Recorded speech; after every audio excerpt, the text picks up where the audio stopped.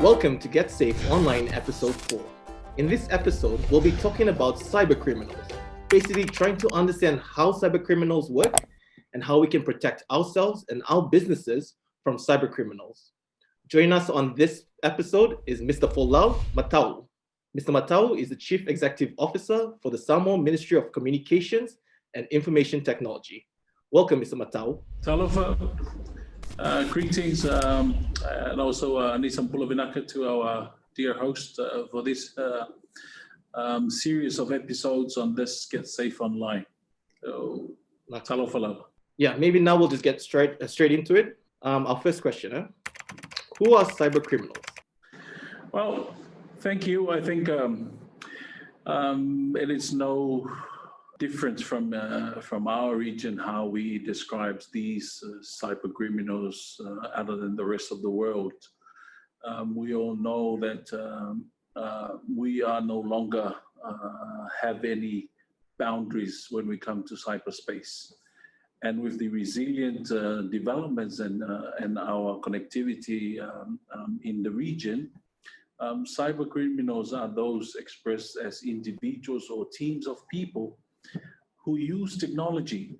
So with this state-of-the-art technology to commit these malicious activities on any digital systems or networks with the intention of stealing sensitive information from any company and also from government, information regarding to personal data, and for creating profit to their maximum. And these are also known as underground markets that we could find in the deep web and the dark web that trade all these malicious goods and services such as hacking and stealing personal and identity information. So cybercriminals are these very individuals and state actors that now are in the forefront of committing all these cyber incidents and cybercrime that we are now seeing right throughout the world. And of course, it's right here in our own islands and our community in the Blue Pacific region. Thank you. How do they commit crimes online? Well, I believe that, as I've mentioned, the resilient infrastructures that we currently have, our governments in the Pacific region have now invested in millions of dollars in building resilient infrastructure in terms of our international gateways. And also with all these the resilient systems, e-government system that we are now embarking on in our digital transformation journey. And these are the technologies that now used by these individuals and also these actors, teams that could use into their potential to gain profit. And so with the availability of all this connectivity, the systems, the technologies, the computers, and now with the use of mobile phones, which is now used by over 80% of our population here in Samoa, for example. So these connectivity and these developments in these systems now also provide the vulnerabilities for easy access by all these cyber criminals. Thank you. Yeah, speaking of vulnerabilities, what are some of the common online frauds that are committed here in the Pacific? Well, I believe that there are huge development in the ICT space, and so as the cyberspace here in the Pacific region. And what we have seen in the past 5 to 10 years, we are now moving towards in digitizing of our government services. And also we've seen the private sector developing applications and also fintech. What we have seen in a journal that was published by a Fiji Institute of Accountants in 2013, we've seen the usual DDoS attacks, email spam. So these were very high, and it's highlighted in that report. Our Pacific Islanders have been facing these sort of incidents. So basically, denial of service attack, distributed denial of service, DDoS. We've seen in countries like Cook Island, also in the Republic of Marshall Island, the Fiji National Provident Fund. There's a whole a list of examples of what has been happening in this cyberspace in the Pacific region. So hence why we are no different from the rest of the world.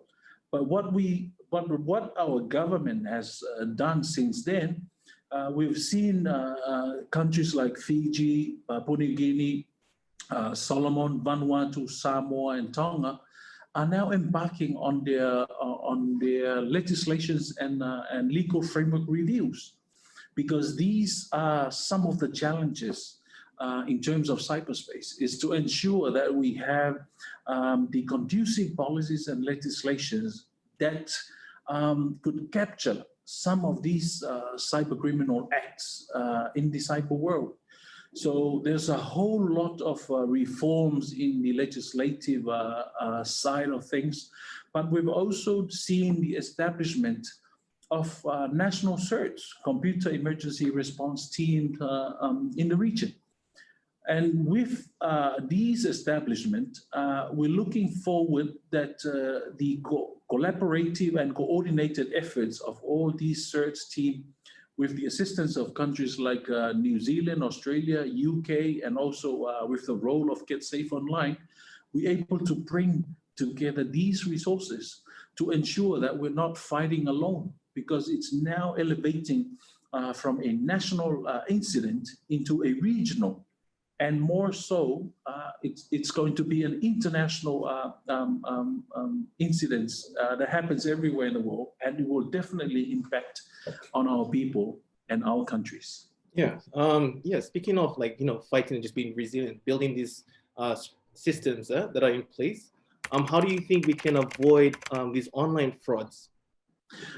Well, we have developed our national plans in our own jurisdictions.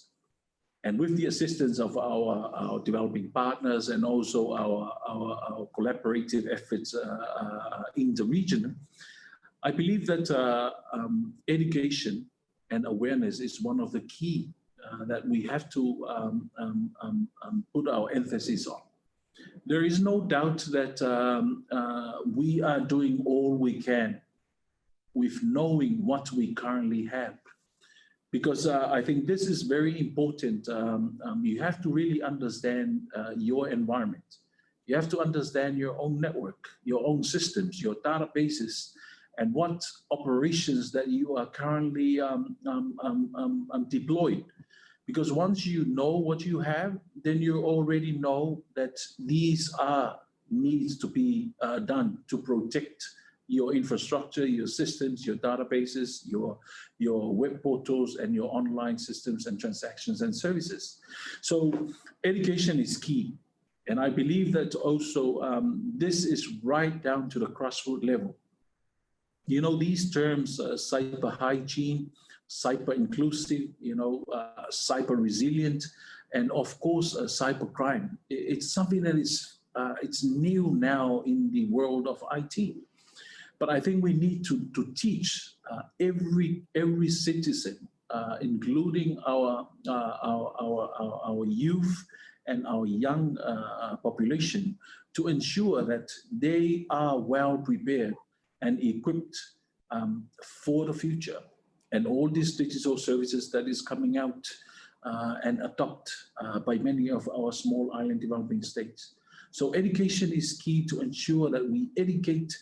We have to be inclusive in our approach to ensure that all the curriculums right from primary school level has to incorporate some of these basic digital skills that's required for you to ensure that you are safe from browsing your phone, your smart devices, your computers, and even when you're using free Wi-Fi in public places.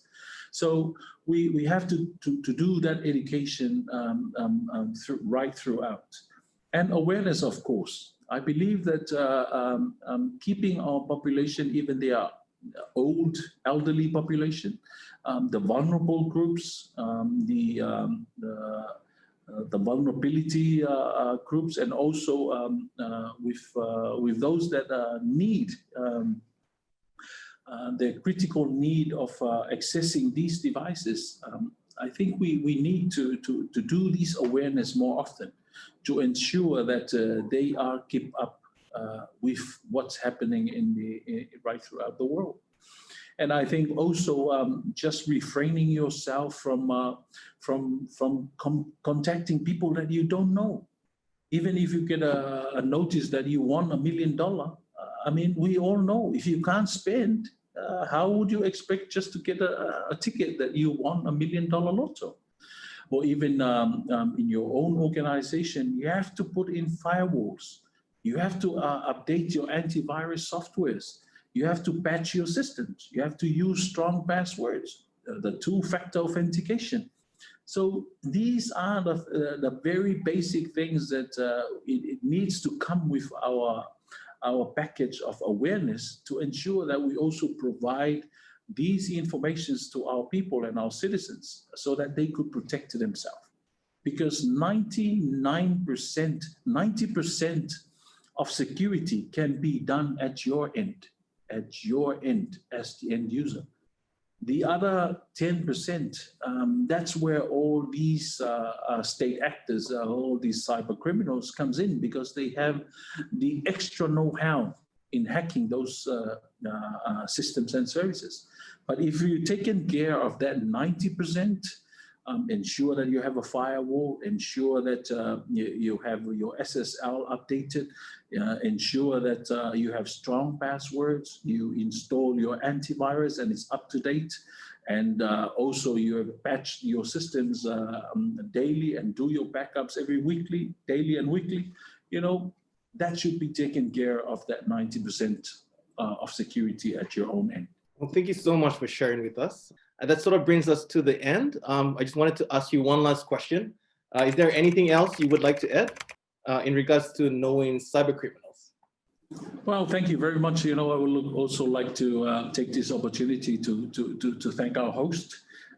Thank you very much for the time that has been available to us to share also how we foresee these new emerging services and how it could impact into our lives and also our people. Also like to make mention the critical role played by the Get Safe Online.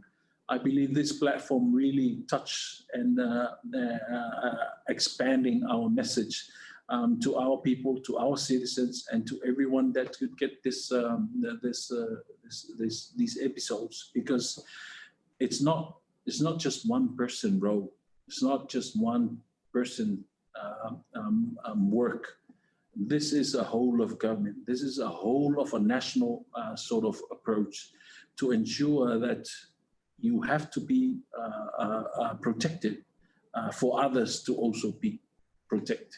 So it is a collective role and efforts by all our people, our citizens, and our lawmakers, our policymakers, and also our business communities. You have a role to play. We do have our role to play. And in doing that and working together in a specific way, I'm sure we can protect and keep out all these cyber actors and all these cyber criminals from our lives and our normal day operation. So Fa'afetai Lava, thank you very much. God bless. Fa'afetai Lava, thank you very much, Mr. Mata'u, for being part of our 4th Get Safe Online Pacific podcast. It's an honor to have you join us on this episode, raising awareness on online safety here in the Pacific. For those of you listening in through our website, YouTube, and SoundCloud, be sure to subscribe and check out our monthly safety tips on how you can protect yourself and your business online in this rapidly growing digital world. Next month, we will have a special guest join us to talk about online fraud. In the meantime, to find out more topics and information on keeping you and your business safe online, visit your country's website. This podcast has been funded by the UK Commonwealth Cybersecurity Programme.